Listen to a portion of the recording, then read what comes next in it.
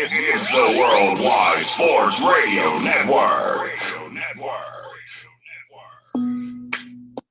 With a lot of hockey and baseball to a little BS. It's the BS Sports Show with Brendan Azoff and Stefan Rosner on the Worldwide Sports Radio Network. Hello, everyone, and welcome to the BS Sports Show on the Worldwide Sports Radio Network. My name is Brendan Azoff. Joining me in just a moment is Stefan Rosner. We got a great show planned today. We got two great guests. At first, at 9:15, we have Ethan Carter, who covers the St. Louis Blues for the Hockey Writers. And later on at 10:15, we have Mike Scudiero, who's the host of the Yapping Yankees podcast. I'm sure a lot of you Yankees fans follow him on Twitter. So stay with us. We've got two great interviews and a lot of MLB and NHL action to get into. It's going to be a lot of fun this episode. And, no hat today. I'm going with no hat. Got a nice fresh haircut. Wanted to show it off to the world. So here it is. Don't go at me on Twitter and make fun of it. I'm confident. So you got a haircut as well. So we both look good. I think we wanted to prep for this episode. We both got a little bit of a comb over going. So yes, great start early on. We haven't even started talking yet. And I'm going to let you kick things off with the Stanley Cup final. It's in full swing. And it's been fun the first two games. Very close and a lot of hitting. Oh, tell me about it. That's how you have to play in the Stanley Cup finals. Right now it's 1-1 between the Tampa Bay Lightning and the Dallas Stars. Game one, though, was all Dallas for the first and second period. They won that game 4-1.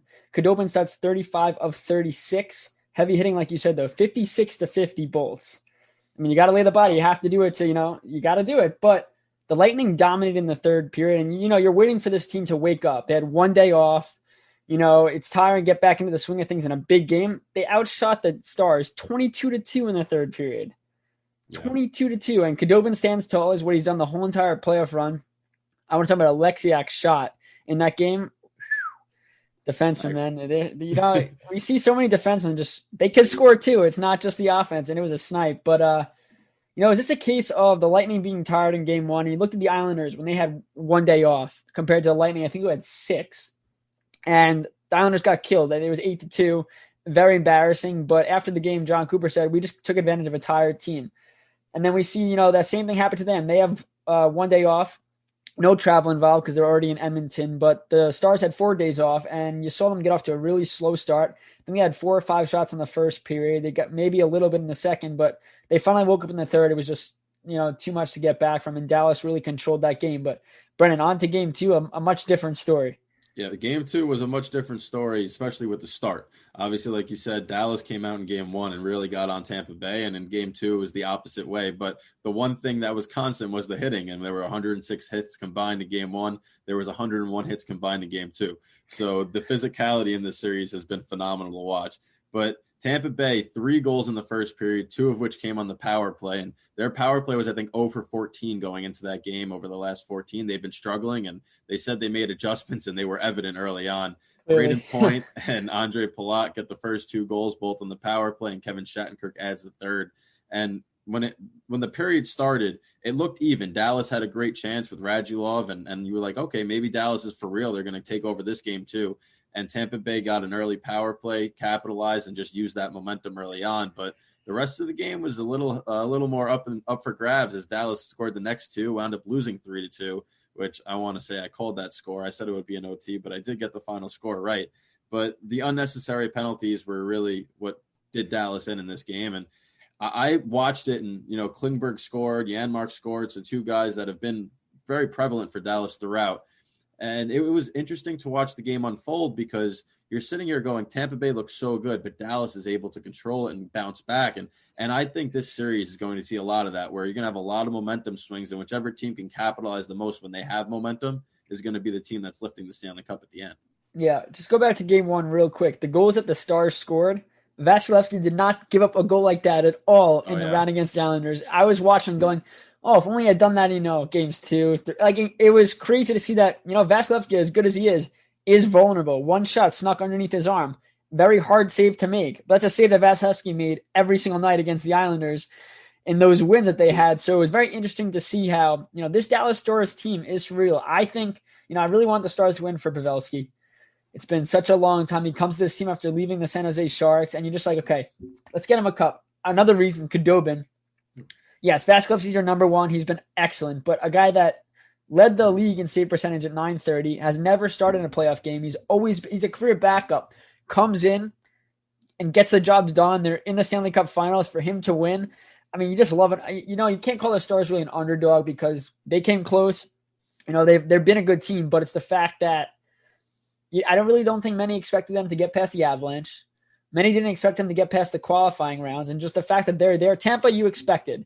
At times, it didn't. You know, they dominated in their series, you know, games-wise, but all those games against Columbus, tough OT games. Against Boston, a few OT games, tough battles. Against the Islanders, even though they won 4-2, it was still a tough battle after game one. But for Dallas, I really want them to win this just for Pavelski and Khudobin. But for the Lightning, it's their time. And you're seeing for both these teams, it's their time for both teams. You know, they haven't won. The Lightning have been there closer. 5 years ago they made it, but it's just been these two franchises. It's now or never, I think, for them, and it's been a great series thus far. It really has, and I knew we were going to hear, Vasilevsky let in a couple of soft goals. He didn't do that against the Islanders. I was waiting for you to say it because I knew it was going to come, and Kiviranta was the one that scored that soft goal, the third goal to put them up 3-1 in game one. But game two, Tampa did bounce back. Vasilevsky bounced back, stopped 27-29. Khudobin sharp again, 28-31. But the series has, you know, long and grinded out written all over it. I said originally Dallas in 6. I'm going to stand by that, but I don't think it goes shorter than 6 or 7 games. And why would you want it? This is the last time we're going to see hockey, and who knows how long. We'll get to that later. But let it go on for a little bit. Yeah, before we get to our guest tonight, one thing about game 2 is the fact that the Stars took penalties, but they were from, most of them, 2 out of 3 at least, were from veteran players that can't take penalties in that situation. So I know Klingberg had a hooking call in the third period. Sagan had a tripping call later in the third, but the first one was Alexiak, a roughing against Pat Maroon, which was just such a dumb, boneheaded penalty to take. And, you know, that's all great in the regular season or in a game you're dominating. But in a game where you're already trailing, you can't be doing stupid stuff. That's how you find your way on the bench, especially after Alexiak had a great game 1. Doing that in game 2, that's just a rough. Again, these are not rookies making mistakes. We saw a rookie for Vegas, right? Whitecloud, what was his name? Whitecloud, yep. Whitecloud's in the box, you know, crying at the end. They lost. That's a rookie though in a big situation, taking a penalty. Can you live with that? It sucks. Can you live with that? Yes. But when it's veterans doing it and it's costing you, they know better, and it can't really happen. Yeah, and there's a difference between a delay a game where you accidentally shoot it over the glass and a dumb roughing penalty like Alexiak took. So they got to settle down. But a sign of a good team is a team that could bounce back. And going down 3-0, they could have caved in. They could have pulled Khudobin and said, all right, we're going to give this game. We'll be even in the series. But they didn't. They battled. So I think they sent the message to Tampa Bay, even in a loss, that there's going to be no easy wins for them like there were in that game 1 against the Islanders. So it's going to be a different type of battle. To segue into our guest, let's talk a little bit about the St. Louis Blues, obviously, because he covers them. And the biggest news they've made this offseason was signing Jim Montgomery, the former Dallas Stars head coach, to a 2-year deal to become an assistant. And this is a very under-the-radar move for a team that has a lot of veteran leadership. They're already very good and very talented, and now they're going to add another great mind behind that bench with Craig Berube. Yeah, I think it's a great thing. You know, you never want to see somebody go through troubles, but the fact that, again, we talked about Bobby Ryan, they checked themselves in. They wanted to make themselves better. I mean, alcoholism, whatever the case, whatever you're struggling with, there's support. The NHL has done a very good job over the last couple of years with really, truly trying to help their players and staff. And again, a coach maybe you don't think about as, you know, it just goes behind the bench, whatever. This is affecting his life at home too, not just on the rink and coaching. So it's great to see that he gets another chance again, a 2-year deal, be with Berube. It's going to be a great coaching staff. It's very good for a Blues team that needs to bounce back next year. Definitely. And he was 61, 43, and 10 as a head coach for the Dallas Stars. So he had success.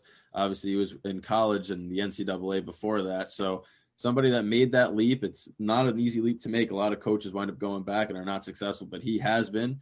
And, you know, we wish him well in St. Louis and hope that he can continue to get better and be a great coach again in this league. Yeah, and the other big storyline coming out of St. Louis is that Captain Alex Pietrangelo is being told to test for agency, as I'm pretty sure we'll get to it with Ethan Carter in a second of the Hockey Writers. They didn't lowball him, but it was like $2 million off of what he wanted. And he had 16 goals, 36 assists in 70 games this year. Career-wise, he's averaging 24 minutes and 38 seconds per game, so he eats the minutes. He's been the captain since 2016, and there are a few teams Edmonton, Philly, Vancouver, that he could be a much-needed threat there. Philly has a lot of cap room like we talked about earlier. But without further ado, Ethan Carter of the Hockey Writers is joining us right now. How you doing, man? How are you? Good. How are you?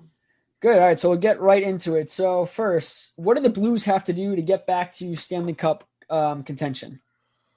Well, I think it all starts probably with re-signing Pietrangelo, and we don't know if that's going to happen. But I think if you look outside of that, you're not going to have Tarasenko for the first 5 months of next season, at least, I would say. We're probably looking around February, maybe, depending on when the season starts. Who knows how far into the season we will be at that point. I think you have to remake your decor around whether you get Pietrangelo back or not. So if you don't get him back, you're really looking at probably a top pairing of Parayko and Falk, or Marco Scandella jumps up with Colton Parayko. And then offensively, I think you got to get more scoring, because I think if you lose Tarasenko for the amount of time they're going to lose him, you got to get a guy in there that's going to score 20 for you. And that's probably a trade market guy or a low bargain free agent. Look at a veteran like Patrick Marleau if he wants to keep playing and play for a contender, or Ilya Kovalchuk, someone like that can come in there. I don't think either of those guys would score 20 depending on who they're playing with. But you got to get a guy in there that can score some goals, because they're going to lose a lot with Tarasenko. And I think the other thing that you look at is maybe adding a little bit more speed. So the Blues are not a very fast team. I think that's obvious at this point.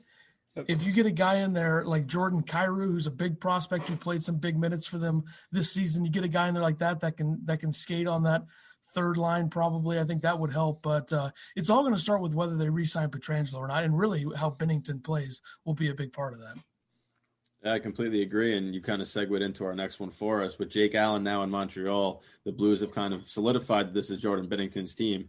How much faith does this group have in him after a kind of mediocre season and he struggled in the playoffs? Well, I think this team is very confident in him because, he goes out and wins the Stanley Cup in 2019, right? But he follows it up, and he wasn't that good. He won a lot of games last year. He's won 54 games and 54 wins in 83 games in his early parts of his career now. His save percentage has stayed under .920 both seasons. Well, overall for his career in the first 3 seasons. His first season was absurd, how good it was. But yep. I think the team is very confident in him, and I think that starts with the coaching. I think the coaching staff really likes Binnington. He wasn't good in the playoff. He was so bad in the playoffs that Jake Allen had to come in, and Jake Allen was very good. But I think moving Allen was the right move, considering you need cap space to get Pietrangelo, because you move him, you still have 5.1 left. But I think, they like Binnington a lot. They're very confident. But Ville Husso as the backup should be interesting. I'm not sure how his game will translate to this level, but they're very confident in Binnington. And I think that this is his team, see what he does with it. And, he's got to get it going. He's got to be a tone setter for them.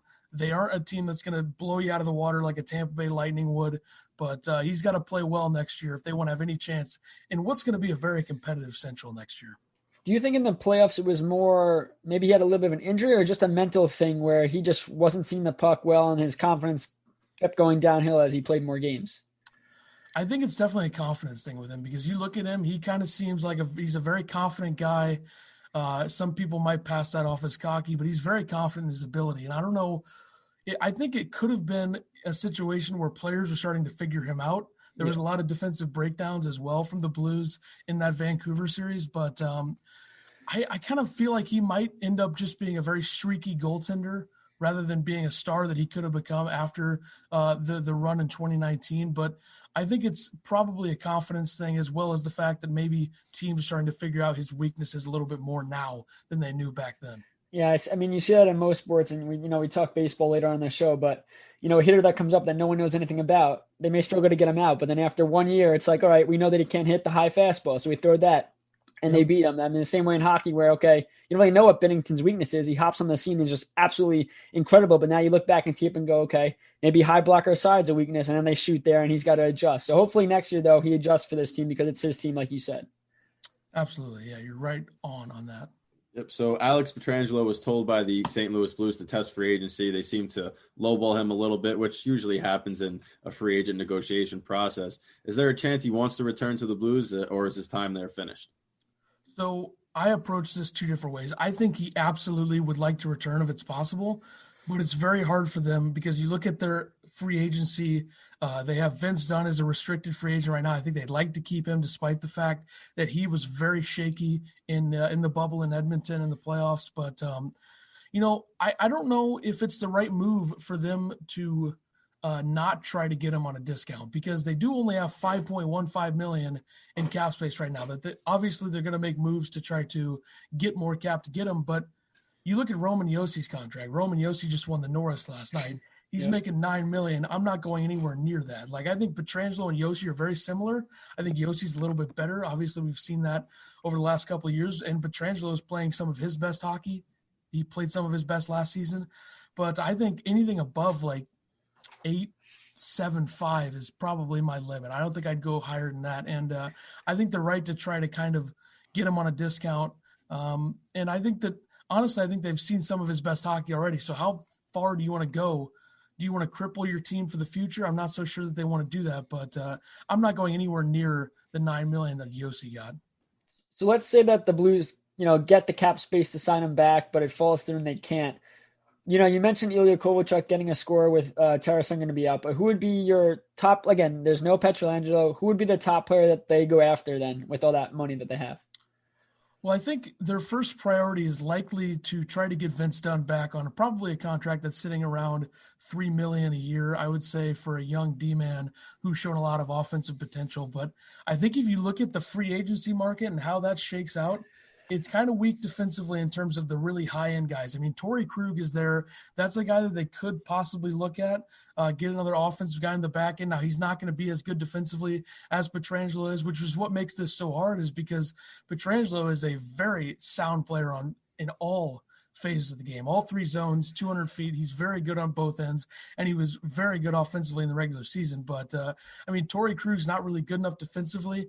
If you want to replace – now, I don't know if they're going to actually go for a defenseman with that money, because I think you look at maybe a goal scorer like Mike Hoffman, who's a free agent from Florida. You could try to get him. But I think defensively, the way that they might go is Nico Mikkola and Scott Perunovich, both prospects that they could bring in there. So I'm assuming they won't spend too much money defensively on the free agent market. I think if they do have cap space and Pietrangelo leaves, I think they look at more of an offensive threat, get a guy there in the top six, possibly Tyler Toffoli, Mike Hoffman.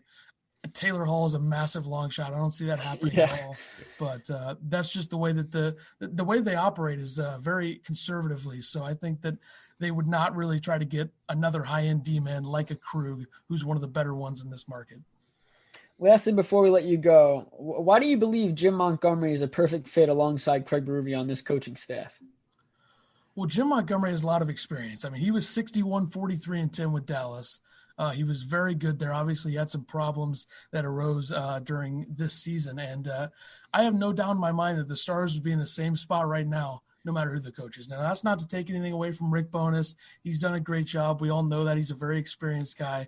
But I think bringing on a former head coach and a former head coach who had success, which is what Montgomery had in his few seasons at Dallas, is huge. And I think that he's a very hard-nosed defensive type guy. He can come in and kind of drive the Blues style, the way that they like to play, physical style. And he can, do a lot of things for them in all phases of their operations. And I think Craig Berube has a great staff. And I think it's just going to continue. And now, how long is Montgomery here? Probably only a couple of years, because I think he'll get another shot at being a head coach in the NHL. But he's a great fit, and he can do a lot for the Blues style and the way that they want to coach. I think he fits in perfectly with everyone else on the staff. Yeah, well, Ethan, I completely agree. And thank you very much for coming on the show with us. And we look forward to reading some of your next articles for the Hockey Writers. Hey, thanks, guys. Have a good one. You too, man. So like he said, Alex Pietrangelo is going to be a tough get for the St. Louis Blues, especially to keep him. I agree that they had to try to get a discount. And obviously, Pietrangelo knows his worth. He's only 30 years old, so somebody will offer him around a 7-year deal, probably between 7 to 8.5 per, and that's going to be tough for the Blues to afford. And, I think that the Philadelphia Flyers are a sneaky candidate. We talked about it earlier. They have a few defensemen that are free agents already in Haig and Myers are RFAs, and Justin Braun is a UFA. And they haven't talked to their two RFAs yet, haven't offered them anything. They're not going to offer Justin Braun something. So there's a lot of cap room on that back end. And a team that had lofty expectations come postseason time, They got hurt by the hiatus. They lost to the Islanders. I think that if they were to sign an Alex Pietrangelo type, they become one of the favorites in the East. I mean, their problem was the defense. Carter Hart played phenomenal, but an Islanders team that really struggled to score during the regular season found ways to do it against the Flyers. And having a top guy like Pietrangelo is just a confidence booster for the rest of the group, despite also with his play. But, before we head to commercial break and all that, I just want to read a quote from Jordan Binnington about Pietrangelo. He's a pretty dynamic player at both ends of the ice. He'll score a big goal. He'll be out there at the last minute of the game competing. He works hard. He's a big player for us, one of the best players in the NHL. And I did read up that he wants to return. Like, he wants to be a Blue. But, contract, they've been talking. Like, it's not like this is the first time they've opened their mouths. They've been talking over the last year about getting extension. And, he said it sometimes it just doesn't work out with the flat cap. It makes everything so much more difficult. But, besides him leaving as a defenseman, he's leaving as a captain.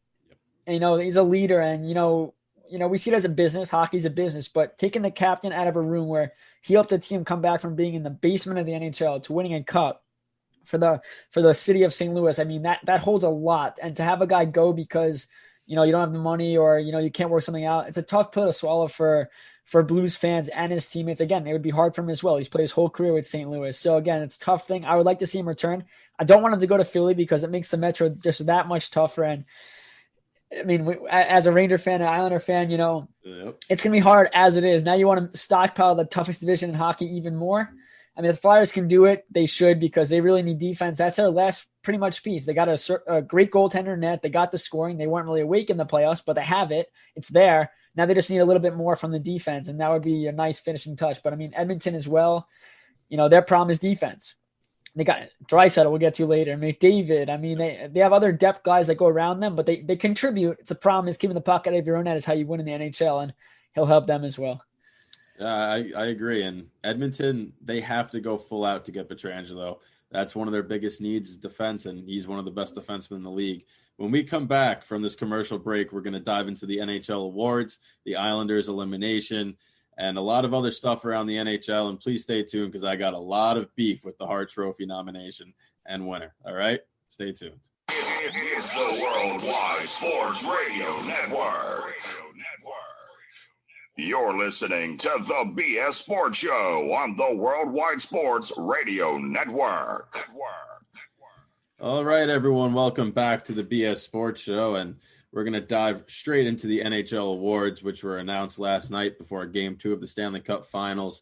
And we'll start with Leon Draisaitl, who won the Hart Memorial Trophy and the Ted Lindsay Trophy as well. So he was the NHL MVP and the best player in the league as voted on by his peers.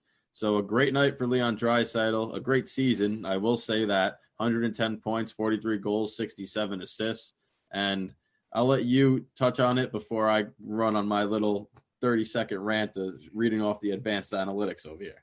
Yeah, he got 44 points on the power play. I mean, that's a big bulk of his points, but you look at it as, Draisaitl plays in a team with McDavid, and it's very hard to, look at Edmonton and go, it's McDavid's team, but Draisaitl reminds us over and over again that no, he is just as big a piece to this team and their success as McDavid is, and he's been unreal. And Brendan, you could dive into your advanced stats because I know as a Ranger fan, as someone who writes for the Rangers, Panarin had a hell of a season and maybe he got gypped. So let's hear what you have to say. I was fine with Draisaitl winning the Ted Lindsay, but for the Hart Trophy, I thought it would have been McKinnon or Panarin just because they didn't have as many points, but they were the best players on their team, and they were the main reason why their teams had success and got to the postseason. And for McKinnon, he had a 40-point differential between him and the second best scorer. For Panarin, he was just one of the best players in the NHL, hands down. And when you look at him versus the Hart Trophy winner and Leon Draisaitl, his Corsi for percentage is 57.7, Draisaitl's is 52.8. His Fenwick, which measures even strength shots attempted, hit for Panarin, he's at 58.5, for Draisaitl 52. And this one, the goals for percentage, which to me stood out. So this is the percent of goals that are scored when he's on the ice for his team. For Leon Draisaitl, it's 59.65%. For Artemi Panarin's over 70%. So 70% of the goals were scored when Panarin was on the ice were for the Rangers. And for me, Draisaitl's downfall was his lack of defensive ability on the ice. And these stats show that he still won the Hart Trophy. It begs the question of, are these voters looking at just the points? Are they diving into these advanced stats? What's the criteria? But to me, when you weigh who was more valuable, Artemi Panarin and Nathan McKinnon were both more valuable to their teams than Leon Draisaitl was. Like I mentioned, he has McDavid. Yep. And you look at the other teams, and besides McKinnon, and this was in the I know that this award doesn't count for the playoffs, but you look at the regular season and the playoffs. When he was hurt, the team struggled. McKinnon comes back red hot, goes off. In the playoffs, it was pretty much just McKinnon for the most part. Yes, they got scoring. Kadri scored. They scored, but it's McKinnon's show, and he's a real reason why they made it as far as they did. You look at the Rangers. The Rangers are not in the expanded playoffs. They're not even close. They might be with Detroit and the Kings down below looking up in the cellar if he's not there. Yes, Zibanejad, incredible year, but they don't even play together.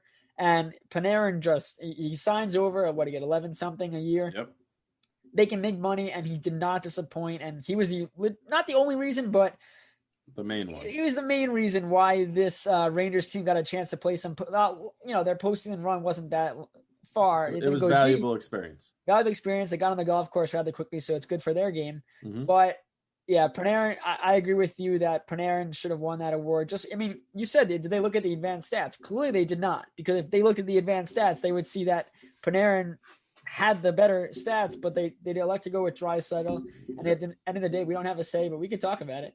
I mean, listen, Draisaitl had a great season. I'm not trying to take that away from him. Exactly. And yes, I know we're going to have the Oilers fans that say, oh, he doesn't play with McDavid, but they do on the power play. And when they need a goal, they put them together. So he doesn't start with him, but they wind up playing together at some points in every game. And that always helps. And obviously when you had, I think there were 5 or 6 voters that had Draisaitl first and McDavid second. Well, if you're going to have those two players first and second, it's kind of, there's no point, because if that's they're not on the the point same of the award, team, then they're obviously not valuable. They're both equally as valuable. So somebody else is going to have to be the most valuable player. They should split the award. I mean, that's how the voting process seemed to work. And it's not even like it was close. Draisaitl won in a landslide, which is kind of surprising because McKinnon is very good. So is Artemi Panarin. And I just would love to hear some of the reasonings. I know some writers put out their reasonings, and I like when they do that, just being transparent. Obviously, you couldn't go wrong. All 3 of these guys deserve to win an award. So if you have voted Draisaitl and you can explain why and give me a good reasoning, I'm all for it. But for the guys that put Draisaitl and McDavid 1-2, I don't know what season they were watching. McDavid was hurt, right? He missed a good amount of time. McKinnon was hurt. He missed a good amount of time. Panarin and Draisaitl were healthy the whole year. It's tough. I mean, yeah, if they want to reach out to you and explain themselves, I have his phone number. I can give it to you after. But, we can move on now because, again, we could talk about it at the end of the day. Draisaitl wins it. Great I'm pretty sure he's German, too, so great for the first country. German player to win that. That's awesome. I mean, the other German that I know is Thomas Greiss, and he's not winning a Hart anytime soon. Let's move on. Norris Trophy. Orvet. Yeah. Jennings. He's been good, and he's going to leave the island. And we'll get to that on a later episode when that does happen. But let's move on to the Norris. It looked like John Carlson was going to win this when the season started. Months in, it was like, oh my God, Carlson, another point, another goal, another assist, racking up. And then you look at Roman Josi, 16 goals, 45 assists, 69 points. Carlson did end the year with 75, but you look at this Nashville team where they had a goalie in Pecorini underperform. Turris was terrible to the point where it's not even worth even talking about him. He did nothing. Duchesne comes over, signs a big contract, does absolutely nothing. Arvidsson in a down year. I think he scored under 20 goals. It was a terrible year for Nashville, yet they found themselves in the playoffs, and that's what this award is about. It's how valuable you are to your team. He's the best defenseman in the league, and he is the only reason that Nashville made it into the playoffs. The only reason. You look at the Capitals and Carlson, yeah, he had a great year, but look who's around him. Yep. You have Holtby, who struggled, but you have Samsonov had a great time. You have Ovechkin, you have Backstrom, Wilson, Kuznetsov, Oshie. You look at Nashville. None of their stars showed up this season. The only one that showed up was Josi, and he did it all, and they made it to the playoffs, and he was well deserving of this award. I like that they went this route. So do I. I love the fact that I heard Roman Josi's name get mentioned when they said the Norris Trophy winner is, and I was really nervous it was going to be Carlson. And the Norris Trophy a lot of times gets skewed because they go, oh, which defenseman had the most points?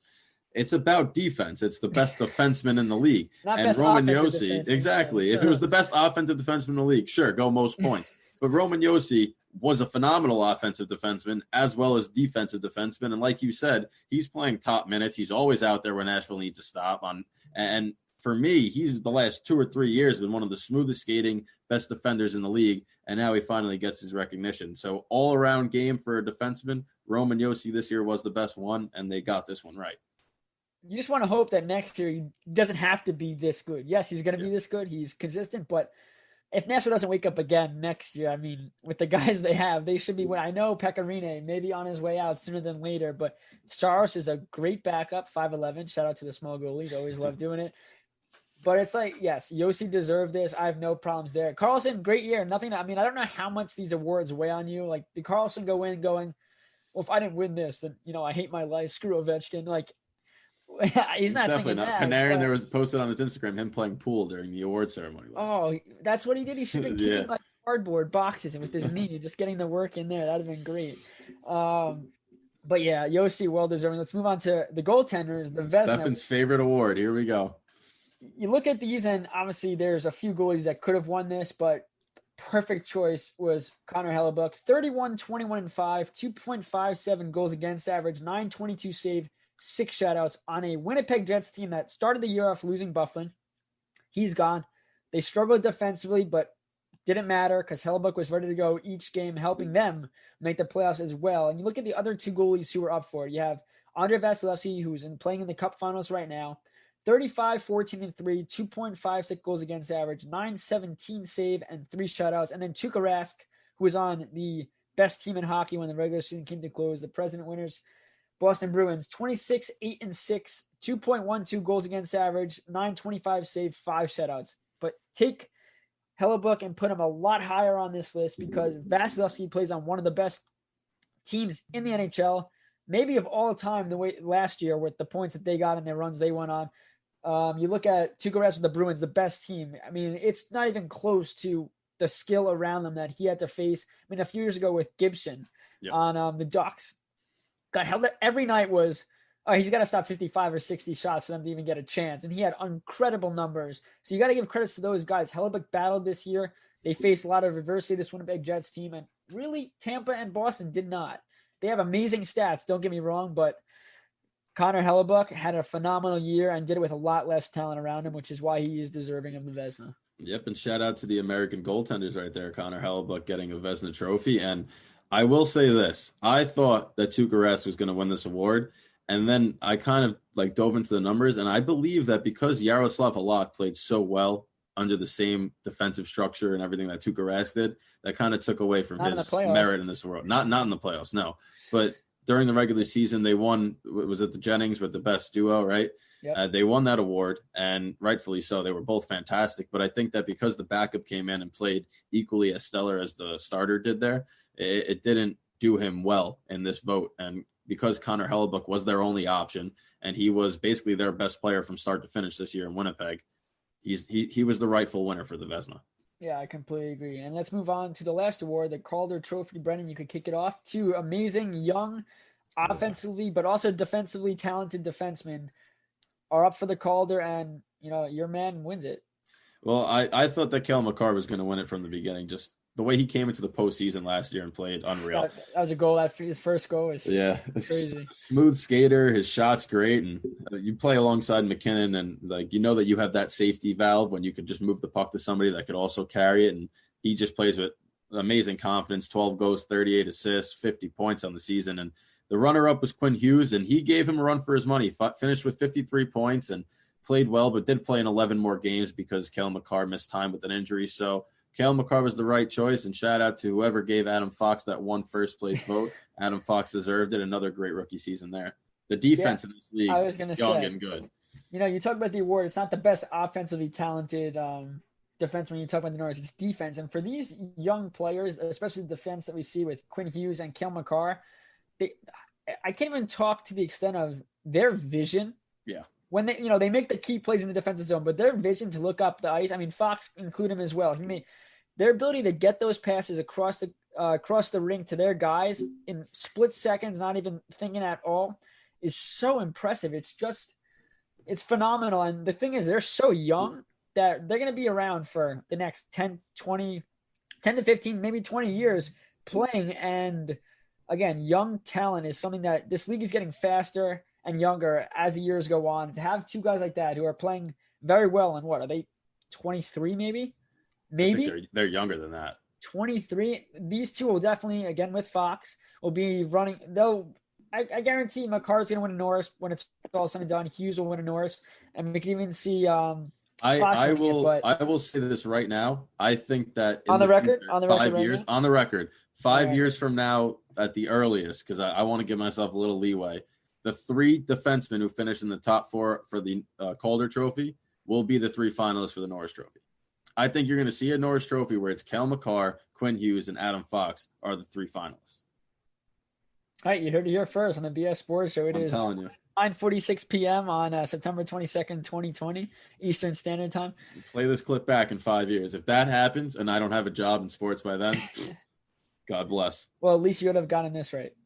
Exactly. I could go to my grave saying that. Yeah. Yeah.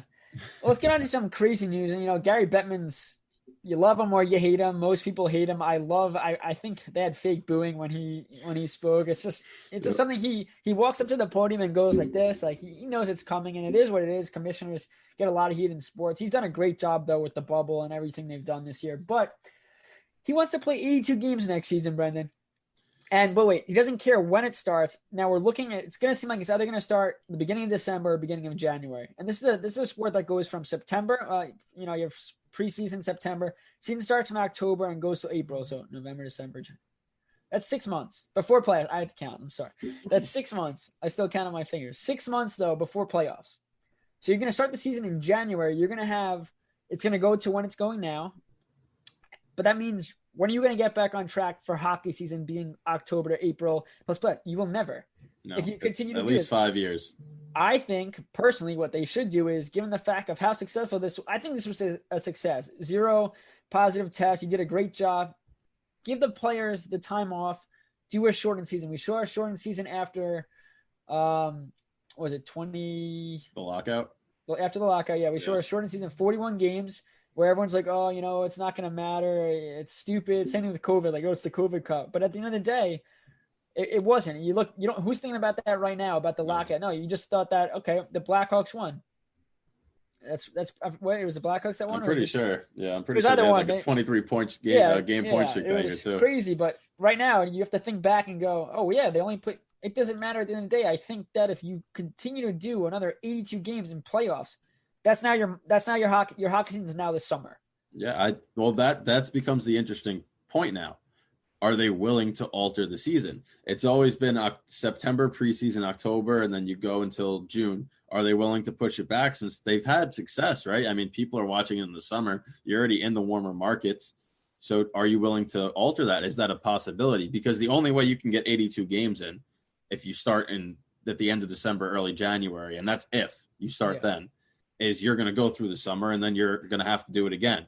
So I think that if they want to go back to October, their best bet is to do a shortened season, end it sometime in early to late mid-July maybe. Then you have a month and a half off, start in September and go to October, and then you're back. Then your cycle's back. But it also depends on if COVID resurfaces, if the fans are allowed back, because it's all a money-making scheme in the end for the NHL. So I think that's where Bettman's coming from. If they could have fans, they want 82 games. So what about, though, the arenas? You're not going to have a bubble every year. I mean, it did work. Let's say COVID goes away magically January. There's no more COVID. Fans can go to arenas. But now you have to look at the availability. It's not just hockey. You got basketball in most some arenas. You have concerts. And all that stuff was canceled, and the NHL did a bubble, which it didn't matter. But now all those concerts that were canceled are going to be made up, I would think, or at least a few of them.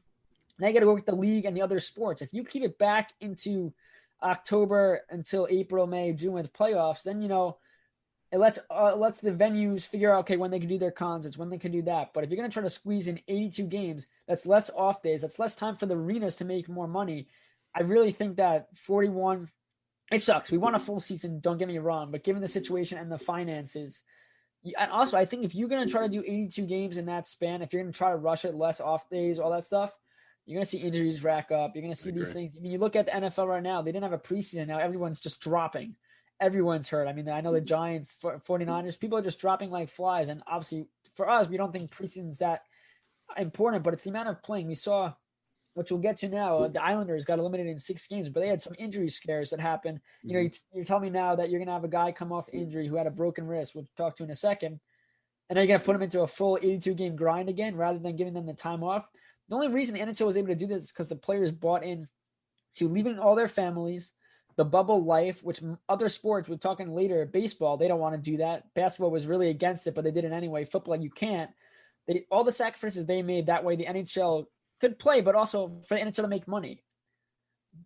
Yes, 82 games you want to see, but let them have the off time to heal, be with their families. I mean, Matt Martin and the Islanders left when his daughter was 10 days old. Yep. Comes back, she's 2 months old. Now, maybe that doesn't seem like a lot to some people, but I just bought a puppy, right? And after 2 weeks, the puppy's doubled in size. I'm like, oh, wow. I remember when she was young. I mean, for a kid, you obviously it's not the same, but you're leaving, and now 2 months and 10 days, the daughter doesn't know who he is. And that's a hard thing for many people to understand. It's like you're coming back home. Your dogs miss you. Your wives, your family misses you. Your kids who you haven't seen miss you a lot. And now you're going to put them into an 82-game schedule with, again, less off days for them to see their family. That's a tough sell, given the fact that the NHL players did everything you asked for and more to keep it safe and make it competitive. So, I agree, but we'll move on now. And the Islanders are eliminated in 6 games. Thank you. I didn't want to have to hear that. So they finally succumbed to a better team. And I think in the end, that's just what it was. Tampa Bay had more scores than they did. I know you're going to touch on that in a second. And obviously that's going to be a big key for this offseason for the Islanders is getting somebody around Matt Barzal. And Ethan talked about the St. Louis Blues trying to add Mike Hoffman. I know you've been high on him for the Islanders to get. So I think that in the end, Tampa was just all around the better team, and they're better than pretty much every other team in the league. That's why they are where they are. Yeah. So the Islanders put up a valiant fight. They got farther than they have in a long, long time, and they gave the Islanders fans a lot to be happy about this season. That's for sure. I mean, they get eliminated in 6 games, and in that last game, it was tough because the whole after game 1, the Islanders scored the first goal in 5 consecutive games. And for me, the key, I think it was game 5 going 6. I typed up an article. I said, the biggest key is getting the second goal. That's fine. You score first, great, get the momentum. But then it seems like every time they do that, Tampa goes, we're supposed to play now. There we go. Turn it up into gear. They score that tying goal, and then it's their game. And the Islanders can't get back to their game. They fight, they survive. That's pretty much what this series was. The games that they won, they still survived. They had no business winning these games. Varlamov played out of his mind in most of the games. But in game 6, he had a slip up that really changed the outcome of this game, and it was a rebound goal off a shot by Eric Chernak at the point. Yes, his defenseman did not pick up Hedman, who absolutely killed the Islanders this series. He scored 4 in the series, 9 in the playoffs up to that point. I don't think he scored yet in the Stanley Cup final, I guess Dallas knows, hey, look what he did against the Islanders. Let's not let him do that. But he dominated. But Varlamov, it was a simple shot where he either could have held on or pushed it to the corner, shoots the rebound right out, and Hedman, this is not the first time he's done this, comes in on a rebound, wide open, all alone, and scores. And that really, he hasn't done that all season, all playoffs, Varlamov, and that was the worst time to do that because it's now 1-1, and then you battle, they go to overtime.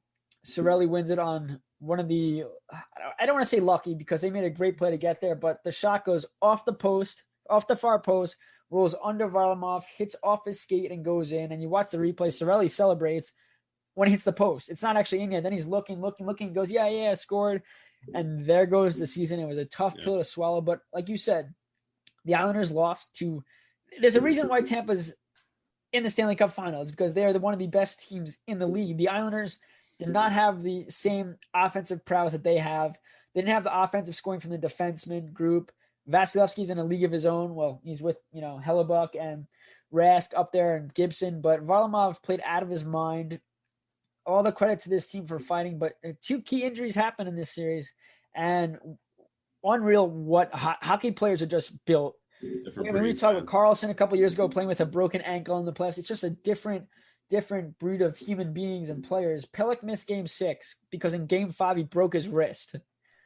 But he stays in and he played with it. And in hockey, you sort of need your wrist to be productive. He plays through that, a broken wrist. He can't play in game 6. We didn't know that he got hurt. It wasn't even noticeable in game 5 that he was hurt. I mean, the adrenaline was pumping. Like, that for a fact. And he's going to have surgery. Cizikas had a detached retina, and that was the reason he missed game 5 and game 6. Now, I don't know if he played through it at the end of game 4. I'm going to guess he did because I don't remember him leaving the game. He might have. I'll have to check, but I don't think he left the game. It's just crazy. And I hope for the eye's sake, we've seen injuries. Kyle Oposo, former Islander, eye injury. Manny Malhotra a couple years ago. Mark Stahl, which was really derailed his career. I mean, if that's a fair thing to say. And Cizikas and Pellico both have surgery. But it's tough. Let's move on to some exciting things, though, because a goal by Matthias Tenby, a former, I'm pretty sure he played for the Devils. Maybe he played for a few other teams. A goal that he scored February 13th of 2020 has now resurfaced. Who knows why, but we're glad it did because it is absolutely filthy. Yeah, it might be the best shootout goal I've ever seen. I know Pavel Datsyuk has something to say about that, Patrick Kane as well, even TJ Oshie. But, I mean, a backhand chip to himself and then out of midair bats it past the goaltender. First of all, I don't know if you'll ever see it attempted in the NHL, but it probably will be. We've said the same thing about the Michigan and all that stuff, and now it's starting to make its way as more skilled players come in. But I don't even know if it's legal, right? Like, I don't know what the ruling is there, but one of the craziest, just absolute filth to be able to chip it to yourself and bat it in all in one motion. The goalie had no time to move. The ability to do that's one thing. The confidence to do that is another. It's not just it wasn't an all-star game, right? This was a legit game. Yeah. It looks like a legitimate game. Yeah, and, I think back to a goal, why I remember the most useless things in life. But a couple of years ago, Damian Brunner, who played, it was his rookie season for the Detroit Red Wings. He scores one of the filthiest shootout goals I've ever seen. He pulled a Datsyuk. He pretty much skated in, skid stop, and pulled it back and scored. I don't know if it's legal in today's NHL, but that was filthy. But this goal, I mean, this is the best goal I've seen in a shootout. It tops it. It definitely does. And before we touch on Jimmy Howard, I want to go to the Lundqvist thing quickly because as a Rangers fan, this made me tear up a little bit when I heard this news. And apparently Libor Hayek was quoted by a Czech newspaper telling them that after they lost their final game against Carolina, Henrik Lundqvist said he didn't know what would happen to him if the Rangers were going to buy him out or if he was going to go somewhere else. And basically that signifies that his time in New York's over. And if it is, what a 15-year run it was. The Vezina Trophy, 10 straight top 6 Vezina finishes, just absolutely unreal. And I mean, it says that Lundqvist told his teammates goodbye. Now, we don't know if this is accurate, right? It could have been, he could have been wrong. He could have just been Lundqvist in the moment saying it because he knows the reality of the situation with Shesterkin and Georgiev there. There's no definitive, credibility here, but I can't believe that after all we've seen, it really does look like it's coming to an end. And I mean, granted, Shesterkin being there does help it a little bit more because, you're like, all right, we're losing. We're losing probably the greatest Rangers goaltender ever. And we're going to go to a pretty reliable. Yeah. So, I mean, I don't know, but I can't imagine him playing somewhere else. And selfishly, I'm hoping he retires. Unselfishly, I'm hoping he goes to a contender. Yeah, I mean, you look at it as an Islander fan, but growing up as a goaltender watching him, I despise the Rangers, obviously, but Lundqvist was someone I always had the utmost respect for. And like I said, I do hope he retires because I can't picture him playing anywhere else, especially if it's not going to be a starting job, which it more than likely will not be. Yep. And it just makes me think back to when Brodeur left the Devils, another guy I looked up to, idolized. They didn't want him anymore. And instead of retiring with a little bit left to go in the season, they trade him to the St. Louis Blues. And he plays there, looks so awkward in a Blues uniform, didn't really fit into what they were trying to do, retires, and then works in the front office. And I had just wished that he had done that with the Devils because, kids growing up that didn't see them play, maybe started following hockey that year. You ask them what team Brodeur played for, they're going to say the Blues, and that hurts because it's weird. But if you look, let's say Lundqvist plays 2 or 3 more years, hypothetically, I think he's done, but let's say he plays. You have kids getting into hockey now. They're only going to remember Lundqvist for whatever team he joins now. And it's like you missed one of the greatest goaltenders of all time. Yep. And I really don't think he's done. Like, I really think he's going to keep playing. And that's the type of competitor he is. He doesn't want to go out like that. The year he had, he wants to go out even if he's a backup, he wants to play better. To me, it's going to be tough. I want to see him take not a front office job, maybe help out Benoit Lair and eventually take over for Benoit Lair.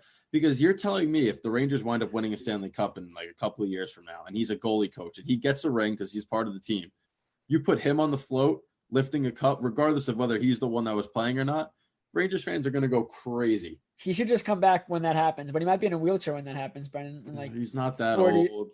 No, I'm saying it might not happen for another 40 years. No, it's happening soon. You see the roster they're putting out there? Everyone's trembling right now. Alexei Lafreniere. This is going to be a good team, but that's the problem is that the whole Metro is going to be good. If the Flyers wind up getting Pietrangelo. I don't want to talk about it. This is crazy, but one goaltender that should definitely retire that probably won't and said that someone's going to have to tell me I can't play anymore is Jimmy Howard, and somebody should tell him that because last year he went 2-23-2 with a 420 goals against average and an 882 save percentage. This year. Granted, granted, he was on a terrible Detroit team. Terrible is such an understatement. It's not even funny. But so was Jonathan Bernier, and his numbers weren't that bad. I don't think anyone's numbers. Their numbers weren't. His numbers weren't terrible. It was the fact that both of them had 0 wins. I mean, not 0, obviously, but 2. Howard had 2 wins, and you could blame the team all you want. You got to fight and get more wins than that. Come on, buddy. 2 wins in 27 starts. Okay, is all right. Let me just tell you. Let me just tell you right now how many Detroit finished the year, and they finished with under 40 points. They had 39 points. It was terrible. In total, they won 17 games, and they lost, including overtime, they lost 54. Yeah, but Jonathan Bernier had a 295 and a 907 on that team. Howard was terrible. He was terrible. And when Bernier came over, you sort of knew, all right, at most, they were splitting time. And then Bernier didn't play great, but the team's not good. The team is a complete rebuild. You know, they had so many glory years. I think it was 25 years in a row of making the playoffs or something along there. Yeah. I mean, they had fantastic players: Zetterberg, Lidstrom, Datsuk, Howard when Howard was in his prime, he was unreal, and he shows glimpses every now and again. But this year, he just forgot to show up, and you know, he can say all he wants. Someone's gonna have to tell me I can't play anymore. But the problem is, no one's gonna contact him. So is that the same thing as telling me he can't play? Well, I wouldn't be surprised if someone does, though. I mean, if you look at a guy saying that means he's got confidence in his game. Obviously, We've seen Jimmy Howard play well before. And you put him in a backup role with a better defense, you don't think he bounces back? I think just the change of scenery helps him a bit. But at the same time, no, he's not making big money. There's no way somebody offers him a starting job. So does he want to get relegated to a backup role, or do you want to go out on your own terms? I mean, it depends who offers him. I'm thinking that he would have to go to a team that has a young netminder, or like a team like San Jose to give him a shot. Edmonton. Well, Edmonton becomes the number 1 starter. I mean, I know Mikko Koskinen hasn't been terrible, but he's just not good. He's not good. He's not worth the money they're paying for him. He's not terrible, but he's not. For Edmonton to win a cup, they need honestly, they need to draft a goalie and have some stud like Carter Hart coming. Well, Koskinen's going to start. So you bring in Howard, Howard can help him a little bit. He's a veteran. He's seen a lot of things. Be your backup. And who knows? He can catch fire. And then if Koskinen struggles, he can – I don't know. But Edmonton, they tried that, though. They tried that with Mike Smith. It didn't work. I know. It didn't work. And now Talbot looked terrible in the round against Dallas. They're the team that always tries it. So why wouldn't they try it again? You never know. I mean, we have another team. We do. But one more thing. I'm looking at a team like I'm thinking maybe if Brian Elliott had a great year for the Flyers, so it's tough. Where does Howard fit in as a backup? That's the thing is you have to look at backup. Maybe he could go to Philly. I'm thinking that, but I don't know. I don't think Elliott's contract. I'm not sure what his contract's over. There you go. I don't know if they might want to re-sign him because he was good. I don't know if they have prospects, but Carter Hart's going to play 65 games. If he goes to the Metro and the Islanders get to play against Howard and light him up. I mean, he plays well against the Rangers. I was going to say he probably is going to shut that door, but we do have to go to a commercial break. Yeah, well, when we do come back from the commercial break, we have Mike Scudiero of the Yapping Yankees podcast joining us. We'll talk Yankees baseball. They got dominated the last 2 games, but tonight they bounced back, a big win against the Toronto Blue Jays, and we'll dive into that with him in just a moment. Stay with us.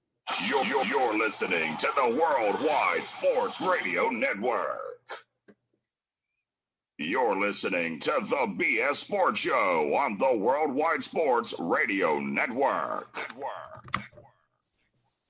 Hello, everyone. Welcome back to the BS Sports Show. So we have an interview to get to in just a little bit. It's about the Yankees, and the Yankees just finished off the Toronto Blue Jays 12-1. Obviously, a big bounce-back win, much needed after their 2-game losing streak after a 10-game winning streak. So We were wondering, and we're going to ask Mike about what he thinks, which team we should expect come postseason time. But if this result holds and the Twins lose to the Tigers, which they are right now 3-2, they are one game back in the win column of the Minnesota Twins, excuse me. And that fourth seed becomes pivotal, especially if the MLB doesn't do a bubble, something we'll talk about later on in the show. So a lot of standings watching going on. And after this win, there's only 5 games left of the 2020 MLB season for the New York Yankees. Finally, since we started the show, I know actually how much time's left in the MLB season. I keep saying like, oh yeah, there's 2 weeks left. 1 week, I think I was off every time I've said it. Of course. But now we know there's only a few. 5, right? You said 5? 5 games, not weeks. 5 games left. And a great bounce back game. I mean, when you get, what was the score yesterday? They lost 11-5. They lose 10-2 on Sunday. They lose 11-5 yesterday, and they come back with a 12-1 win. This has been the wackiest last couple weeks I've seen on base. It's so up and down. It's very crazy. They got healthy. They go on the win streak. That's great. But then it's not even. They don't ever. I feel like they don't lose close games anymore. It's either they're blowing teams out or they're blowing them out, and for me, that's not a good thing. I don't like it either. I want to see them win those 3-2 games, those 4-2 games now. Yes, you don't want it to be that close. You want to kill teams. Great, go kill teams. But in the playoffs, you're not facing a number 4, number 5 starting pitching rotation. You're not going to face those. You're not facing the Red Sox, who have been terrible. So I think that this is a good thing the Yankees have done. Obviously, it's put them back in a higher playoff seed than they were. They're probably going to make the playoffs anyway, but it was coming pretty close to them not doing at so. At one point, yep. Yeah, but you look at it, and it's just they're getting healthy. Judge does not have a home run yet, correct? Since returning. No. It's you want to get these guys that are coming back. Yes, he came through with a big hit tonight, a couple of hits. And you just hope that maybe he could help turn a page and be more consistent. Again, coming back after being hurt for a long time, you need the time, and they had the time, but it's not to an extent of 2 or 3 weeks being back fully healthy, swinging a bat every day the way you want him to. I think this is a great test, and Mike is here now, so we're gonna have Mike join us from the Yapping Yanks podcast. What's up, Mike? How are you doing today? Thanks for coming on today to talk some Yankees baseball. Oh, thanks for having me, guys. I really appreciate it. So we'll start off for now. Dominant win tonight, back-to-back absolutely brutal losses. Which Yankee team do you expect that we're going to see in the playoffs? The team that won on the 10-game winning streak, or the team that was outscored 22-7 over the last 2 games prior to tonight? What do you think we're going to see? I think we'll see the 10-game winning streak Yankees, because I just think this team has been unbelievably resurgent since that winning streak. I really do think they absolutely hit rock bottom when they hit that losing streak, because for a lot of days, they just looked like they forgot how to play baseball. This is just as simple as that. And I think they've bounced back very nicely from that. I think just the last couple of days, yesterday, I believe, was a game you obviously want to win because you are still battling for home field against the Twins. But I think yesterday, starting Michael King and then, bringing guys like Nick Nelson, it looked like it wasn't really a game they were too intent on just dominating yesterday. But I had a feeling with Garrett Cole on the mound today, I just had a feeling they would bounce back. And I don't think the last 2 days on Sunday, I think Davey was due for a bad start because Davey had been doing so great. And I think the Yankees overall were due to lose eventually. And then yesterday, I don't know, it just didn't really have a good vibe yesterday's game. But today gets them back on track, and I do think we see the hot Yankees going into the playoffs. Before we get to the next question, we talked on Twitter about Aaron Hicks in the outfield. And, he drops a ball between him and Judge, and we spoke about it. What do you think? Does Hicks need glasses, or it's just, he can't see through the sun or the lights? Because, no, it's been happening more and more this season where Aaron Hicks just looks completely confused in the center field. And yeah, granted, we've seen Gardner make some errors too, which is very not like him. But what do you think? You think it's just coincidence that Hicks has really lost the ball a bunch of times this season? Because as much as he is a threat offensively, but his numbers haven't been great, he needs to be a defensive player, not a liability in the outfield. Yeah, and I thought I would bring that up because it is something that, like you guys, I have observed, and it was surprising to me because, like you say, his defense is usually considered a strength of his. I've just noticed that it seems like he's not putting necessarily the same effort into outfielding like he usually does in past seasons. His arm looks pretty good. I don't really think there's much wrong with his arm. And if anything, with his defense, I would think that would be the problem because of his Tommy John. He might want to be careful, but that's not even the problem. It just looks like he's not tracking fly balls like he usually does. He's not taking good routes. He's not putting in effort when the ball does land. It seems like he's being very lackadaisical, which I never really knew Hicks to be that in the past. So when I've been observing that throughout this year, it was just surprising to me. So I just thought I'd mention it. As far as what the problem could it be just the fact that it's 2020 and he might just not be putting in the same effort? I don't know. Could it be the lights in certain stadiums? They have said the lights in the Buffalo ballpark are not great. It's tough to see the ball sometimes, but it's been happening in other places other than just Buffalo. So I don't think it's a Buffalo problem. But I don't know what it could be. Maybe he's just not seeing the ball as well this year. Maybe he's regressing, or maybe it's just because it's the season it is. But regardless of what it could be, I noticed there's been a regression in his defense, which is surprising to me, and I just wanted to bring that up. Yeah, for sure. Yeah, I completely agree. And you touched on this after the first question with Devi Garcia. And right now it's Cole and Tanaka are the 1-2 come postseason time, but the third spot's up for grabs between Devi and J.A. Happ, who's looked very good over his last several starts. So if you had a pick right now, who are you going in that game 3? You see, before Sunday, and I'm going to look beyond Sunday because everyone's due for a bad start every now and again, and I'd rather Davey get that start out of his system on Sunday rather than in the playoffs. But if J Happ didn't go on this winning streak, or this hot streak with pitching, it would be a much easier answer. Right now, because of experience and the hot streak that he's on, it really does seem like them skipping over his spot in the rotation has awakened something in him. I'd probably go with Happ right now. And that's probably what the Yankees are going to go with too, because they tend to go with experience a bit more. But I definitely still put Davey in the rotation. There's no question. It also depends on matchups too. Like if you're facing a Twins lineup that has a ton of righties in it, I mean, the Yankees are so analytical, so they could go down this route too. They could say, it might be better off with the righty Davy Garcia on the mound against a mostly righty Twins lineup, or that might not matter to them. I don't know, but Happ has definitely been doing good. I believe the number was 194 ERA in his last 6 starts. He's been great. So because of experience, I think experience always gives a little bit more of an edge. So I probably give it to Happ right now, but it also depends on, again, the situation with the Twins lineup and a lot of other situations if you go into a game 3. But at this moment, I probably give it to Happ. And a couple of weeks ago, that probably would not have been my answer. Yeah, I tend to agree with that answer. And at the same time, they've touched on it a couple of times on the Yankees broadcast about just how many games in a row they're going to have to be playing if they keep advancing. So I think you're going to wind up seeing both of them get starts. Game 3, it doesn't really matter. Although if they do make a game 3 in that first series, it's a do or die. So Very interesting scenario that could pan out. But I agree. I think Happ has the edge right now. Didn't Happ do well in the playoffs last year when he played? He did well in the second half. I'm pretty sure he had a good second half, though. And I mean, everyone in his first year, yes. First year, maybe that's something. Yeah, when they acquired him in 2018, his second half was killer. I think his ERA was only like 2.50 in the second half. It was crazy. He had 7 of his 8 starts for wins, I believe. So that's the type of Happ we're seeing right now. And if they can get that in the postseason, that's a huge push. And we talk about it too. It's about winning. You want to go into the playoffs on a winning streak, whether it be the team or the player. If Happ could, yes, he hasn't won a lot of games. I think he has 2 no decisions or whatever the case may be, but he's been electric. So I think going into the playoffs, and he continues this in his last, what is 1 start left, then I think you have to go with him, regardless of who is in the Twins lineup. But we'll get to the next question here. Adam Ottavino has been pitched in big spots, and more recently than not, he does not come through. We saw in the playoffs last year, he did not. How much faith do you have in him in a big situation to come in and close the door, and maybe in a do or die game 3 or whatever the case may be in the playoffs?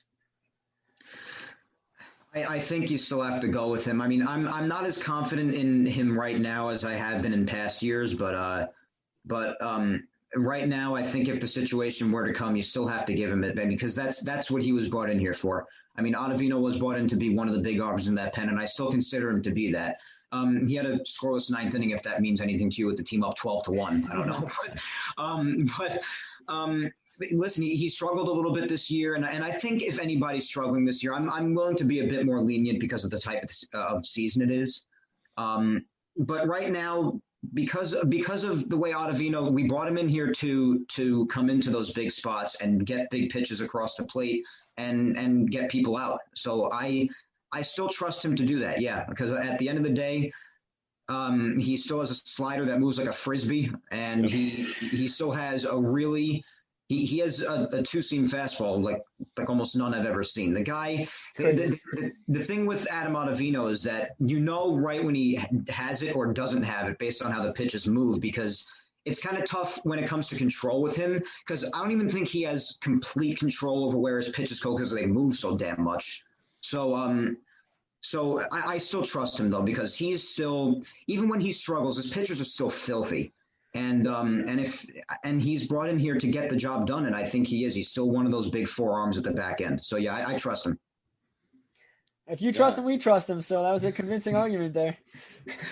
I mean, the thing I look towards most is his big game performance in the 80 ERA last year in the postseason. So I'm skeptical, but like you said, his pitches move so much that if he is on, he's one of the best that there is, and they got to hope he is on. But somebody that has been hot recently is Clint Frazier. So what do you think they should do with him, especially in the playoffs, just in case you did everything we have asked, but there's no room for him in the postseason. You know what I mean? So it's tough, because do you put him in left field over Gardner and lose?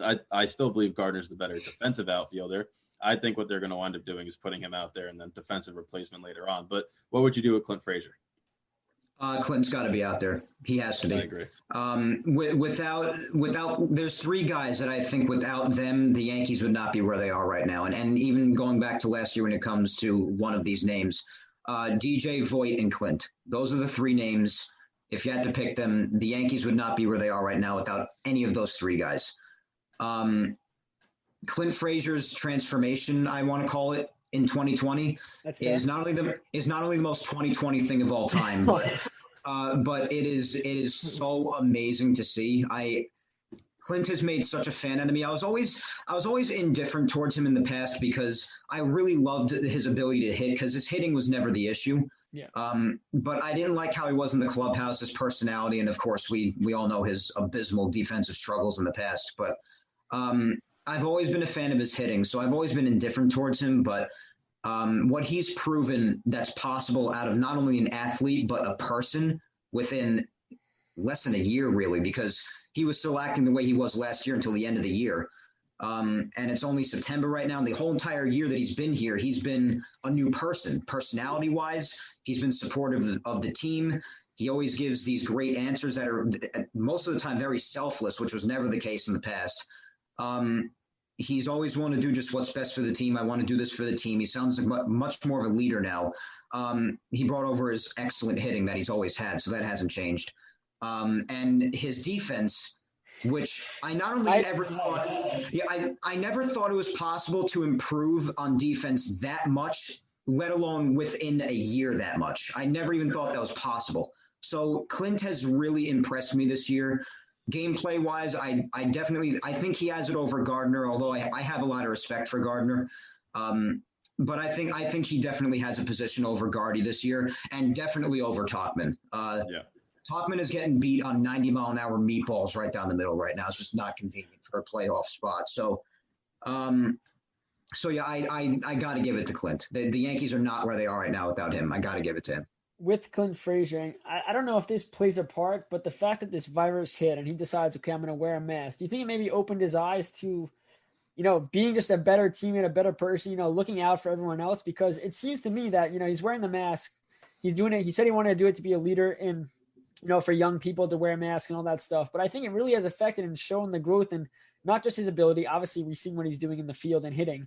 But again, as a person, he's very selfless. I think maybe this virus played a part into his mental game. It could have been. That could definitely be it. He's definitely been a huge role model for people. And regardless of him taking his hitting over like he has in the past and his defense improving, again, just his overall transformation and how he is as a person is a huge part of that. Again, I didn't know it was possible to change as much as he has within much less than a year. His transformation has been nothing short of remarkable, and he's He's made a big time fan out of me from somebody who's just like, yeah, Clint is fine, whatever.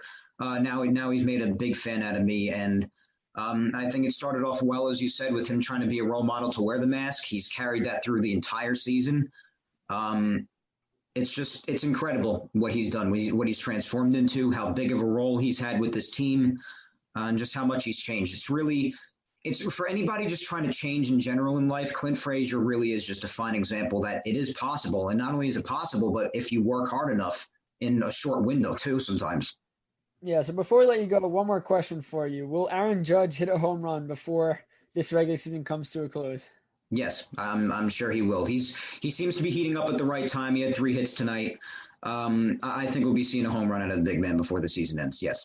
Awesome. Well, Mike, thank you for joining us. This is Mike. Thank you, man. Of the Yapping Yanks podcast. Definitely give him a look. We'll give you guys a shout out after the show. Great talking to you. We'll hope to see you on the show again in the playoffs. Guys, it was an honor being here. Thank you so much for having me. Awesome talking to you both. No problem. Take it easy, man. Thank you. He knows his stuff. He does. And the last question, you said, will Aaron Judge hit a home run?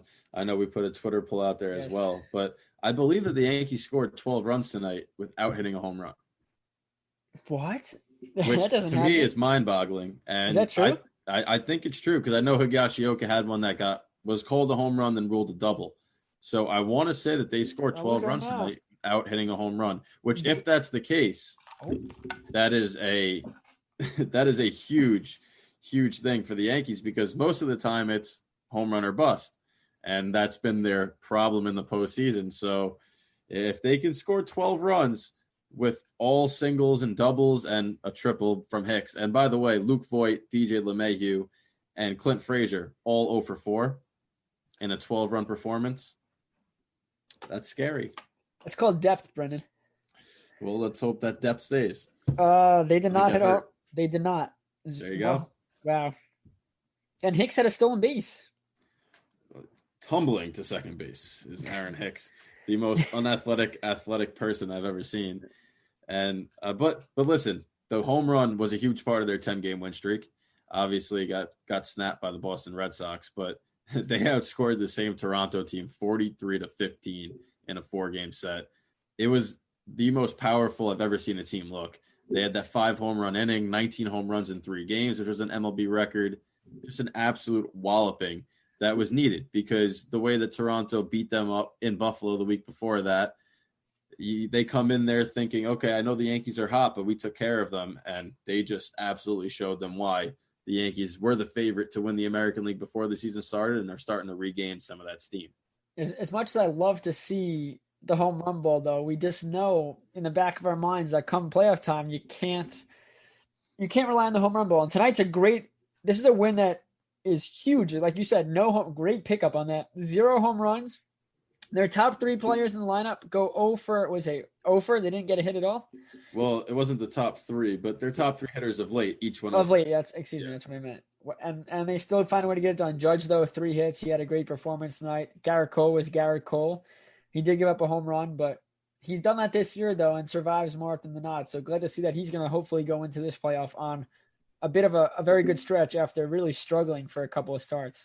Yeah, definitely. And it's been a lot of fun to watch them during that 10-game win streak. And then, of course, the little bit of doubt creeps in, which we talked about with Mike. And now they answer that tonight. And like you said earlier, they've been a lot of blowouts, not a lot of close games. I want to see them play close games. We mentioned Ottavino, his struggles in these big games. I don't trust him going into the postseason where his only time pitching is in these lopsided affairs. I want to see him come into the 7th inning in a 3-2 game where he has to buckle down.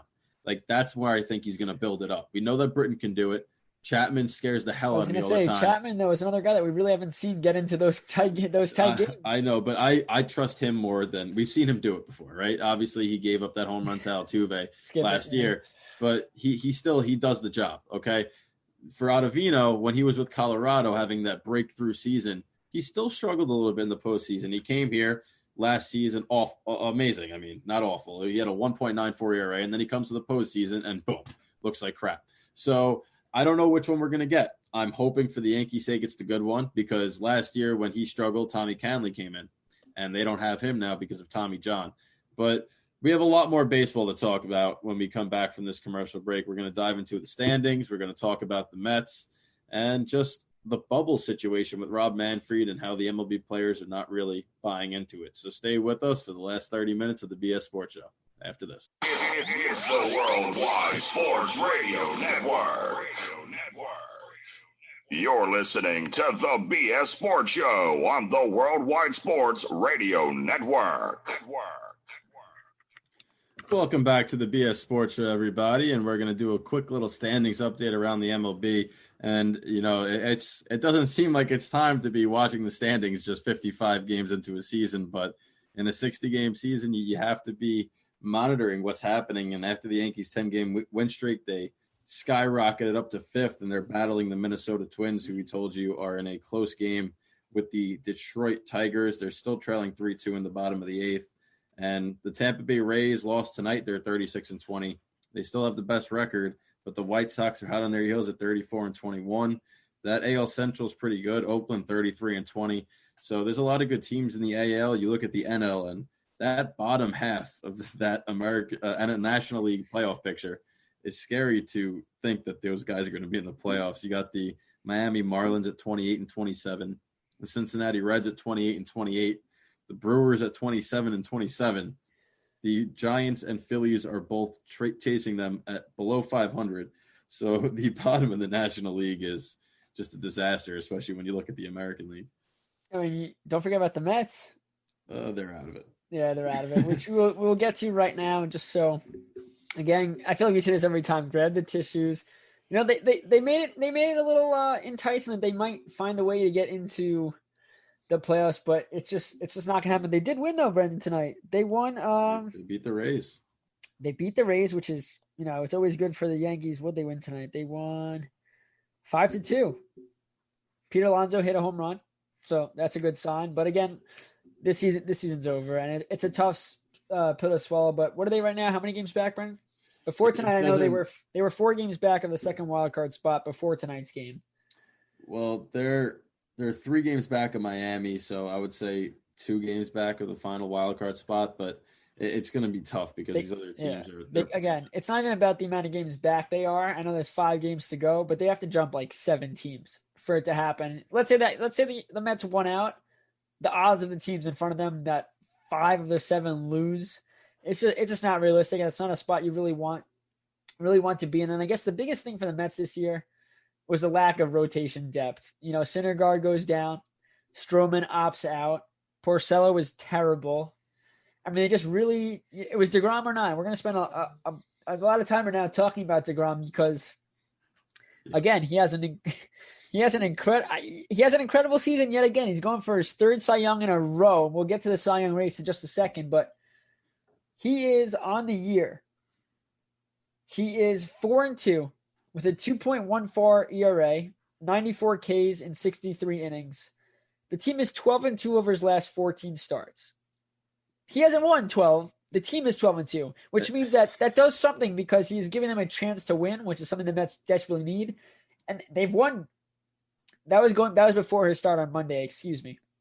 But 12-2 is not a bad record when your ace is on the mound. But the fact is that he's not getting the wins because it's like when they see DeGrom, they go, oh, no bats tonight. We'll put our face masks over our eyes and we'll just go. It's terrible. It's comical at this point because it's just the fact that they just don't score runs for him. I don't understand is it a confidence swing when you think you only need 1 if you have to go on the mound and you just can't do that? I don't know it's just is it a coincidence, Brendan? I think it's a coincidence. I mean, DeGrom usually faces the other team's best pitcher. Yes. So you have that, but it's starting to look like DeGrom winning the Cy Young has become the Mets World Series, right? I mean, there's nothing else to root for, so all Mets fans vote for that, and rightfully so. I mean, this guy is an absolute stud on the mound. And listen, I was thinking in my head, hypothetically, if he was going to get dealt, what would the Yankees give up? And not a real trade. And I'd give up Severino in a heartbeat. I honestly completely forgot about Severino. I'd give up Andujar. I'd give up a lot to get that guy. A lot. He's that good, and I think any team would. And if the Mets don't find a way to win, I know they got Steve Cohen coming in who's going to hopefully buy a couple of pieces that are going to help them. But we'll wait and see. No Met fan should believe, Steve Cohen comes in, he's got the money, he wants to spend it. That's fine. Great for him to be saying that. until the Mets see the player on the field producing the way, because Jed Lowry, great signing, right? Coming off a great year. Where is he now? And obviously that's a little different because he's Brody's client. So is there a little bit of insider stuff? Yes, there definitely was for him to get that deal and come to the Mets, and that didn't work out. And you look at, Diaz comes over, great player. Terrible. It's tough, but until let's say the Mets go and get JT Realmuto, right? He comes over until he bats and plays very well in the first couple of games. Don't believe anything until it happens, because I don't want to see my Met fans, my friends. Yes, this is going to be the same talk. This is going to be the year. I can't wait. It's going to be great. They got Realmuto. They got a rotation back. It's going to be great. Week into the season, everyone's hurt. Bad hitting. I don't want it to happen. I feel bad for Met fans, but until it actually happens, let's not talk. There's no point in talking, man. Like you said, it's a similar situation to Mike Trout, correct? Yes. Angels aren't going to move him, but the best bet to rebuild and to build a fully competitive roster would be to move him. And the Mets are not going to move DeGrom because they want to build around him. But the quickest way to retool right now, you can get a lot for him. And I think that hopefully Cohen winds up bringing in pieces, because when Syndergaard comes back from injury, right, their rotation gets a little better. I don't know where Stroman's going to go. He might re-sign. Then you have a great top three if that happens. But their offense has been okay. Dom Smith has been a diamond in the rough. You add Realmuto potentially to that. They have a good team. They always have a good team on paper at the start. We'll see what happens. But let's dive into the NL Cy Young race. And you sent me a stat about Jacob deGrom compared to Trevor Bauer that I want you to read, because it's honestly mind-numbing how wild this stat is. Before we get to that stat, real quick, last night in the 4-1 loss to the Rays, deGrom allowed 2. He struck out 14. Mets in the 3 consecutive games struck out 10 or more batters. Porcello and Peterson were part of that. That's pretty nuts. For the first time, though, in a franchise that had some outstanding pitching, it's a little surprising, but regardless. They used to pitch to more contact, though. That's true. All right, let's go to this fact. Trevor Bauer, games versus an opponent with an OPS plus above 100. Trevor Bauer's faced one team with that. deGrom's games versus opponents with an OPS plus below 100, 1. I mean, it just shows the competition that he's facing is so much more superior. And 100 is the league average, by the way. So OPS plus takes your OPS and regulates it based on your ballpark. So at Yankee Stadium, balls hit to right field would have less value than other places. So it's an even metric for everybody. And the fact that deGrom faces that many good teams compared to how many poor teams Bauer faces, and Bauer is one of the main horses in this race with him. I mean, his numbers aren't what he did last year. And I personally think that Max Fried's going to win just because of how good he's been. But for deGrom, man, he faces the best. He's facing the best pitcher every night, and he knows full well that bullpen shaky. He's got to go as far as he can for them to get that win. He does. And he does every single game. He doesn't get hurt. He did get hurt a couple of starts, but he was fine. He just left the game. It's just crazy that, you look at it in hockey. We talk about awards. It's like, well, look at what's around him. Look at the competition. Like a goalie, is he facing? I know my rookie year in college, I lost out to a goalie who faced 250 less shots than I faced. For rookie of the year goaltending, 250 less shots. They didn't obviously consider that when they gave the other guy a award, which I'm going to be salty with until I die. But you look at this race, and Fried's been unreal. 7-0, 1.96 ERA, 50 Ks. He was hurt though. He's just coming back. He hasn't pitched in nearly as many innings as deGrom has. Trevor Bauer 4-4. I mean, we say the record win-loss means nothing because deGrom's won it the last 2 years and he doesn't get anything. But 4-4 for Bauer, 1.80 ERA, 88 Ks. Yu Darvish, he's having a good year. 7-3, 2.22 ERA, 88 Ks. And Lamet, I'm pretty sure is a rookie. He is on San Diego. Yep. He was supposed to be a rookie last year, but got hurt and didn't play. I know that because I had him in my fantasy team. 3-1, 2.07 ERA, 89 Ks. It's a big race, man. It's a 5-horse race, and all 5 of these guys have legitimate cases.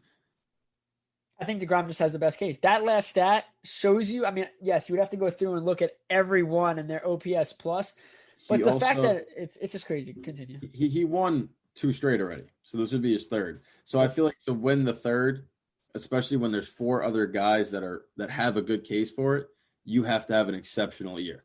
And he's had a great year with a 2.14. There's 2 guys with a lower one, 3 guys with a lower one. I personally think that they're going to pick somebody else just because DeGrom's been so good the last 2 that the bar he set for his own Cy Young is so high that in a shortened season, somebody like a Fried or a Yu Darvish, even for the Cubs with the 7-3, and like the wins this year mean something more because in 60 games, you're only getting so many starts. So to win that many starts, that's impressive. That's why Shane Bieber has a case in the AL to win the Cy Young and MVP because if he wins 12 games this year, that's 12 out of 60 games that he's won for his team. That holds a lot more value. I mean, you look at it, and the question is, though, did Fried play enough? That's really what it was. He didn't have yes, he had the record, great record, but did he play enough to get it? Because you look at other guys that were healthy, that played the whole year. Like you said, they win, 12 out of 60? I mean, that's a lot of wins. And again, in a shortened season. But I'm trying to think back. The last pitcher to win 3 in a row, I want to say it was Randy Johnson. But I'm not going to give an answer. Yeah, don't give an answer. I think it's Randy Johnson. I'll stick with that. But it doesn't happen often. There's very few people that have been able to do that. And I think, again, the Mets need this. It's their World Series as fans. They need something to be able to talk about and cherish because if DeGrom, again, a phenomenal year, doesn't win it, where the Mets, besides Steve Cohen, this year was just a complete dud. Yeah. And it's obviously the league doesn't care about what Mets fans feel like. Clearly, the players didn't either because some players that were brought in didn't do absolutely anything. And, it's crazy what's happened with the Mets organization, but hopefully it's going in the right direction, it seems like. Yeah, so I have to correct myself because the Indians did go on a little bit of a struggle. So Shane Bieber only has 8 wins this year. He's 8-1. But he also has a 1.74 ERA. And you're talking about, you look at the NL race, correct? Look at the highs of the strikeouts. I think it's DeGrom at 94. He's got 112 strikeouts this year. How many innings? Shane Bieber. Do you know? In 72 innings. Wow. I mean, I'm trying to find it right now. His strikeout per 9 is 13.9. 13.9 Ks per 9. I mean, his season, like, this is why we're only talking about the NL Cy Young race because the AL doesn't have one. It's Shane Bieber. Yeah. Give it to him right now. I've never seen a pitcher just at performance after performance, just straight domination. And I know that there's a stat of he's the fastest ahead of Strasburg, Cole, and one other pitcher to get to 100 Ks in a certain amount of innings. His strikeout per 9 for a starter might be close to setting a record. I mean, it's just unreal what he's doing this year. 13.9 Ks for a starter. Sounds like Scherzer numbers. It's ahead of Scherzer right now. No, I know. Sure, yeah, but I'm saying, though, in general, like, if you said his stat line, I would guess Scherzer. Like, when Scherzer was good, that's the kind of pitcher that Bieber has become. And, they traded Trevor Bauer. It's like, oh, God, who's going to be – and then Bieber was like, oh, it'll be me. I'm here. They got rid of Corey Kluber. People are like, where are they going to go? Clevenger's gone. That's how good he is. Yeah, First of all, I don't know. This team, the fact that they just churn out pitchers is unreal because they got rid of Clevenger this year. They got rid of Kluber in the offseason and Bauer last year. And Carrasco hasn't been the same, right? Carrasco hasn't been the same. He's been good, but that's tough. I mean, that's tough to come back. Yeah. I'm not blaming him. I'm just saying he hasn't been as good. I mean, that team, but they got all these young arms and Plesac and. Well, speaking of Plesac, he had a boo-boo earlier in the year with the whole COVID thing. Well, yeah. But you look at Cleveland, though. Carrasco is a 2.9 ERA. Ah, so he has been pretty good. But you look at Cleveland's third in the division. Well, they had the Yankees had that losing streak. They did the same thing. But it's crazy. A Central Division where before this year you would say, all right, it's between Minnesota and Cleveland and Chicago White Sox. Like, you can't forget about us. I mean, they're going to be good for they're finally back to being competitive, which is great for baseball. Yeah, they are. They don't really have a bona fide ace. Like Giolito to me isn't an ace pitcher yet. He might get there, but coming into that though. But their rotation's still strong. Like it's not like they have Michael Kopech who throws like 102. He took this year off. Yes, he did. That really hurt. Well, it didn't really hurt them, but imagine having him. To me, I don't watch the White Sox often, so I don't want to say anything that I'm going to get called out on. But they don't have big names outside of their prospects and the people that But that bullpen come postseason time, will it be able to hold up? That to me becomes the only question. They don't have anybody that's proven. Obviously, being on the White Sox, they haven't had to do it yet, and under that much scrutiny. No fans definitely helps, but who can come in and face a Yankees team or, a Twins lineup, that the Rays lineup, and get that out in the 8th or 9th inning. Like, that becomes a big component of the playoffs. It'll be interesting to see, definitely, a young team finally making their way to a postseason, and then we'll see how it goes. I mean, if they lose out, again, this shortened season, as much as any team wants to win it, which we'll get to in a second about the bubble, it's seeing what you have. There was no minor league thing. If the White Sox get eliminated in the first round, it is what it is. It's a shortened season. They're young. We'll see how it goes. It's only 3 games. It's different. Well, you know who their first round opponent is right now, if it started today? Would it be the New York Yankees? It would be the Houston Astros. Oh, Jesus. So no Verlander there, but that's still an Astros team that no they have the garbage postseason cans. experience. No garbage cans, which helps. I mean, for sanitary purposes, they should have them. No fan. It's close. They've played more games than Oakland. Oakland's 33-20. They're 34-21. So if Oakland loses, Oakland had a bad loss where we talked about last week with Chapman going down and stuff like that. So it's gonna be interesting. They're hovering. The Yankees are too far ahead of the Astros, but they're hovering. If they finish ahead of the Athletics in second, they'll be playing the Indians. That'll be a fun. I mean, it's all going to be fun. But let's move on before we have to, 8 minutes to go on the clock. Let's talk about the bubble. Should there be a bubble? Should there not be? The league has a game plan for a bubble, and I'll go through it pretty quickly. You have the NLDS will be played at Global Life Field, which is where the Texas Rangers play. It's a hitter-friendly park, or Minute Maid Park, which is in Houston, hitter-friendly. ALDS played at Petco Park. That's San Diego, pitcher-friendly, or Dodgers Park, which is also pitcher-friendly.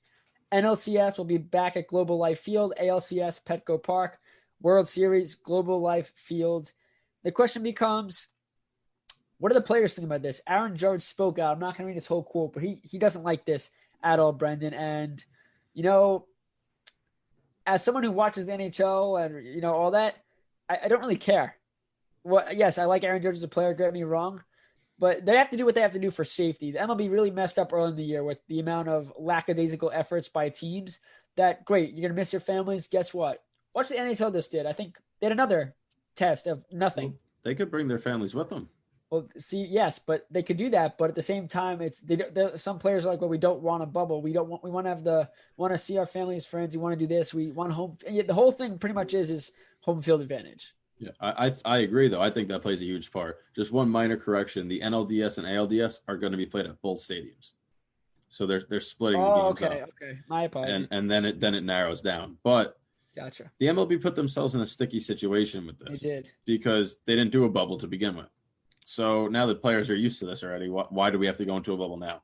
I mean, they've been in a bubble, though. I feel like not a bubble, but they have to stay in their hotel rooms. They have to do this. I know they'd be on lockdown. Yeah, they're on lockdown. And the whole point of the 16-team postseason was that if you finish in the top 4, you have of the first series is 3 games at your home ballpark. If you go to a bubble, you just completely voided the whole purpose of why would I risk throwing all my best players now and worry about what seed I get? Like, if the Yankees are, why would they care about flip-flopping 5 and 4 for that one for the 3 batting ninth? No, it's not going to come down to that in their minds, against the Twins. If they're going to a neutral site, it doesn't matter. The Yankees right now want to get that 4 seed because they want that short porch. They want to be able to play in their home ballpark. Your strengths, yes. Exactly. So I think that the MLB has put themselves in a very sticky situation, and that if they choose to use this bubble format, they're going to get a lot of slack from the players. And Manfred has made a lot of questionable decisions this year. To me, I don't know how you go to a bubble format after being on the road the whole year. Well, what I will say about this is, yes, they had a bumpy start with COVID, but you haven't heard about any cases since the Mets. That was the last one, I think, which was 1 or 2 people didn't play. But the problem is, though, in a playoffs, let's say a team tests positive. If you move them into a remote site and do a bubble, that doesn't mean it's going to be COVID-free, because for the NHL returning and the NBA returning, they started in the bubble. Now you're bringing all these germs or whatever it is to these places, and what if one hotel gets infected? I agree. Like, why not just lock them down in their homes? That's fair. Or give it, like, I know what the Yankees are on this on the road. They pack their bags. They're not coming back home until – I don't think they're coming back home until it's the playoffs. I think they're done because they have – they're on the road, yeah. Yeah. So they're not coming back home, but why not I mean, they stay in a hotel by themselves anyway. I don't know why they would go away from that. Because again, the bubble is only good if you start with it. Yeah. I mean, they're keeping their families quarantined right now. So that if they do have this bubble, the families can come with them. Why not have the families quarantine? The players are quarantining in their hotel technically. They don't have COVID. They come home at the end of the season. If they're playing in Minnesota, they go to as if it's a regular road game. They're all in lockdown. If they're playing at Yankee Stadium, they go home. They go into lockdown in their homes, only go to the stadium and back. I mean, it's easy to manage. And at this point, that's what you've been doing this whole season. So it's hard to tell players, yeah, we didn't want to do the bubble originally, but now we're going to do it and we're going to switch everything up. And your family's got to stop doing what they're doing to go here. That's a tough ask. I mean, also, too, is the baseball couldn't do a bubble to start. It's too many teams, too long of a season, too much travel, all that. But I feel like now it just doesn't make sense because, again, the bubble is only effective if you start with it. You don't know where everyone traveling to these bubbles could pick it up, and anywhere they go, they could pick it up.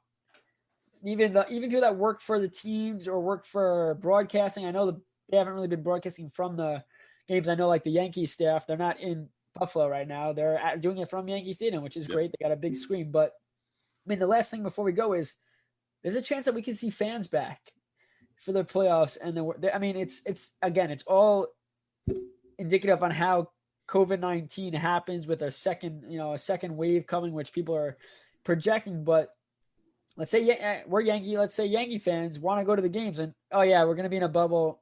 We're not going to be home. Now you're taking away from the fans' experience when the fans' experience this year has been, you have the cutouts. If I pay for a cutout, I want that there in the postseason. I mean, that's great. You're there for all that. But at the same time, fans have been longing to get back to the arenas. Well, they can't go unless it's in the bubble. Exactly. So Texas isn't making the playoffs. So if the World Series is at Globe Life Field, their cutouts it doesn't matter. But are fans going to go? Because now if you are Rob Manfred and you say the World Series is here, Texas is allowing fans, we could have 22% capacity. You know full well there's going to be crazy fans for whatever two teams are in the World Series that are hopping on planes, and now they're coming to the stadium. That's exactly what it just creates mayhem. First off, those tickets are going to be so expensive. Because it's a once in a life. I watch from my TV with zero bathroom line. A water is going to be not $10, and all the food I want if I cook or maybe just Uber Eats or something like that. But no, it's very interesting of why now. And not Bettman. Oh my God, Manfred.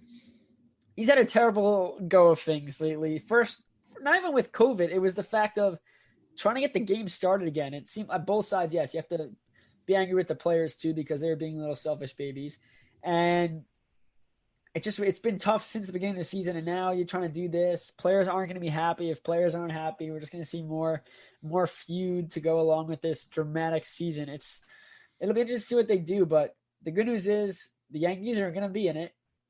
The Mets might get a Cy Young out of it. Might. Alonso did hit a home run, which is great. It's a little too late. But I mean, for a baseball season that seemed like it was going to get canceled after the testing, they've survived. Yep. And we're going to see some playoff baseball in a little bit over next week or two when the season finally comes to a close. These playoffs are going to be tougher than usual with the way they have it scheduled. How if your ace starts game one, he's not going to be able to pitch till the next series because they don't have any days off. It's going to be a grind. And I really think that whatever team comes out, their bullpen's going to be tested. Their rotation's going to have to be sturdy. It's not the usual. You could have three guys. There's not going to be any judgment against who wins saying, oh, listen, you didn't really win a World Series. This is going to be legit. Yeah. So we are out of time here. It's 11 o'clock Eastern. This has been a great episode too. Amazing guests talking. We got St. Louis Blues talk about their whole issues. We got Yankees talk. It's been great. Next week, we'll see you guys. Same time, same day. We should be having a very good guest, so stay tuned. We're working on that. But, I just want to show off, BS Sport. Yeah, they sponsor my, we don't sponsor, but softball team. It's been a lot of fun, though. Thanks for everybody that does tune in. We really appreciate it, and we'll see you guys again next week. Take care, guys. It's the Worldwide Sports Radio Network.